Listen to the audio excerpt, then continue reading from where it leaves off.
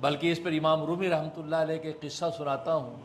جس سے آپ کو نسبت کی قیمت کا پتہ چلتا ہے۔ لکھا ہے کہ ہارون رشید بادشاہ کے زمانے میں ہارون رشید بادشاہ اپنے ایک وزیر کے گھر میں گیا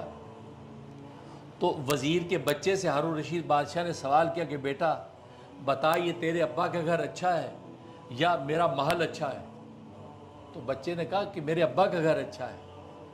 تو وزیر نے آہستہ سے کان میں بچے سے کہا نہیں بیٹا کو بادشاہ صاحب آپ کا محل اچھا ہے۔ کہا کہ نہیں ابا میرے ابا کا گھر اچھا ہے۔ تو بادشاہ بڑا حیران ہوا کہ بچہ یہ اس گھر کو اچھا کہتا ہے میرے محل کو اچھا نہیں کہتا۔ کہنے لگا کہ بیٹا یہ تیرے ابا کا گھر تو کوئی خاص گھر نہیں ہے، میرا محل تو بڑا قیمتی ہے، وہاں تو جو ہیرے جواہرات کی تجوریاں ہیں، سونے چاندی بچھے ہوئے ہیں، عسکری اور لشکری قوت ہے اس کی طرف متوجہ ہیں، اتنا عالی شان گھر تیری نظر میں اچھا نہیں ہے اور تیرے ابا کا گھر تیری نظر میں اچھا ہے، آخر کیا بات ہے؟ تو بچے نے عجیب بات کہی، کہا کہ بادشاہ سلامت جس بادشاہ کی وجہ سے وہ محل اچھا ہے وہ بادشاہ اس وقت میرے ابا کے گھر میں بیٹھا ہے،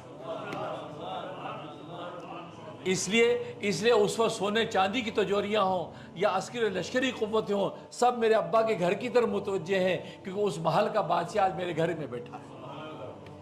اس پر امام رومی فرماتے ہیں دیکھو نسبت سے قیمت بدل جاتی ہے کہ بادشاہ جہاں بیٹھا وہی بادشاہی بن جاتی ہے اور خالی محل کی کوئی قیمت نہیں رہتی۔ بالکل اسی طریقے سے وہ دل جس دل میں بادشاہوں کا بادشاہ اتر آتا ہے وہ دل ساری کائنات سے اچھا ہے۔ حدیث قدسی ہے لا یسونی ارضی ولا فی السماء، میری ذات اتنی بڑی ہے، میری کبریائی اتنی بڑی ہے کہ آسمان و زمین کی وسعتوں میں نہیں سما سکتی، ولاکن یسونی فی قلبی عبد المومن التقی، لیکن جب میں سمانے لگتا ہوں تو مومن متقی کے دل میں سما جاتا ہوں اور وہ دل ساری کائنات سے اچھا ہے۔